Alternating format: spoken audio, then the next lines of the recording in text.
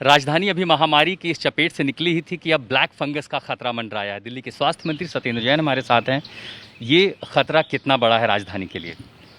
देखिए, काफ़ी ज़्यादा केसेस आए हैं जो पूरे साल में कुछ नंबर होता है। अभी दिल्ली में परसों तक भी 197 केसेस आ चुके थे और दिल्ली के अंदर जो एडमिटेड पेशेंट हैं उसमें से कुछ दिल्ली के हैं, कुछ दिल्ली से बाहर के हैं, पर फिर भी नंबर इतना ज़्यादा कभी हुआ नहीं है। पूरे साल के अंदर 50, 40, 30 इतने केसेस आते थे, तो ये काफ़ी ज़्यादा नंबर है।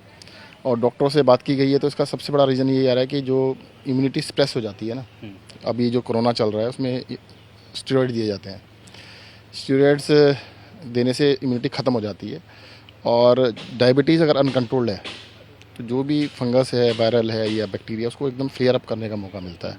तो उसकी वजह से इम्यूनिटी जीरो है और जो फंगस है उससे एकदम से फ्लेयर अप हो गया। फंगस तो एनवायरनमेंट में है, ये डस्ट में होती है, कंस्ट्रक्शन साइट पे जाए वहाँ पे होती है, घर के अंदर कोई भी चीज़ सड़ जाए, ब्रेड है सड़ जाए या खाने की फ्रूट है सड़ जाए, सड़ी हुई चीज़ों के अंदर फंगस हो सकती है। अगर इसको आसान शब्दों में समझें कि एक तो महामारी से लड़ना है, जिन्हें ज़रूरत है स्टेरॉइड देना ज़रूरी है, लेकिन अगर दूसरी जगह क्या आप ये कह रहे हैं कि स्टेरॉइड ही एक बड़ी वजह बन रही है ब्लैक फंगस की? देखो, मुझे क्या लगता है कि बहुत सारे लोग ना डॉक्टर की सलाह के बिना भी ले रहे हैं, मतलब खुद सेल्फ डॉक्टर बहुत सारे बन गए हैं। उनको लगता है कि स्टीरॉयड, बुखार नहीं उतरा, 3 दिन हो गए, 2 दिन हो गए, स्टीरॉयड खा लो।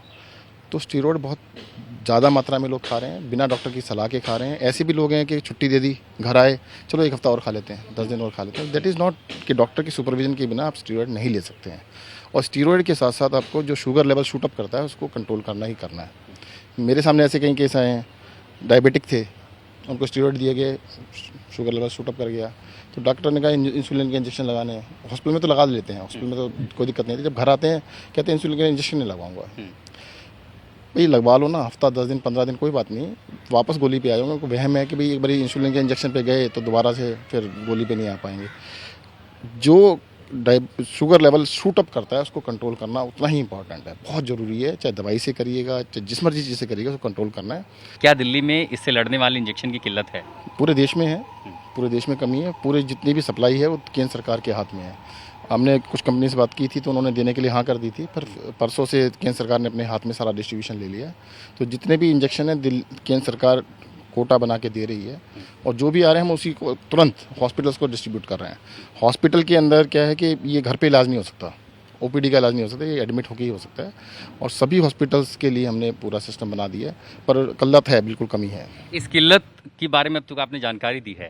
जो लोग मरीज भर्ती हो रहे हैं उन्हें इंजेक्शन है, क्या कोई प्रोटोकॉल, कोई चेन, कोई मैकेनिज्म है जिसके जरिए उन्हें वो इंजेक्शन मिल सके? सोल्यूशन बिल्कुल, फर्स्ट उसके लिए प्रोटोकॉल ये है कि हॉस्पिटल डायरेक्टली गवर्नमेंट को लिखता है, उसकी डिटेल बताता है और जितने इंजेक्शन आते हैं उनको प्रोपोर्शनेटली डिवाइड कर दिया जाता है सारा। ऐसे में हॉस्पिटलाइजेशन बेड इन सब की ज़रूरत क्या आगे बढ़ेगी? सरकार लड़ने के लिए उससे कितनी तैयार है? देखिए, दिल्ली में कई जितने बड़े प्राइवेट हॉस्पिटल हैं, 8-10 हॉस्पिटल्स में इसका इलाज हो रहा है।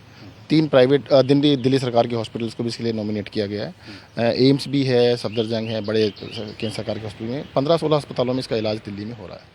संख्या आपको लग रहा है आने वाले दिनों में बढ़ सकती है ब्लैक फंगस को लेकर के?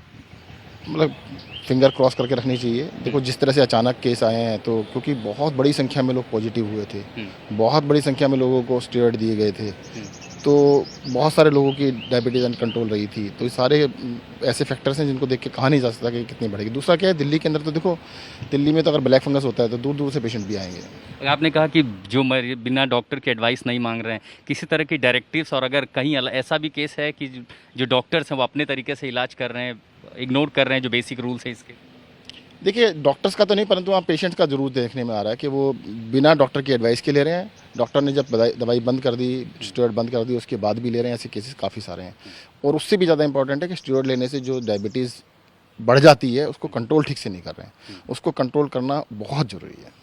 तो ये आपने दिल्ली के स्वास्थ्य मंत्री को सुना। अगर चुनौतियां बढ़ी हैं तो सबसे बड़ी सलाह ये, अपने मन से इलाज ना करें, डॉक्टर की बात ज़रूर सुने। हाँ, दवाइयों की किल्लत है, फिलहाल राज्य और केंद्र सरकार उस पर काम कर रही है। दिल्ली से मैं आलोक दास के साथ आशुतोष मिश्रा, आज तक।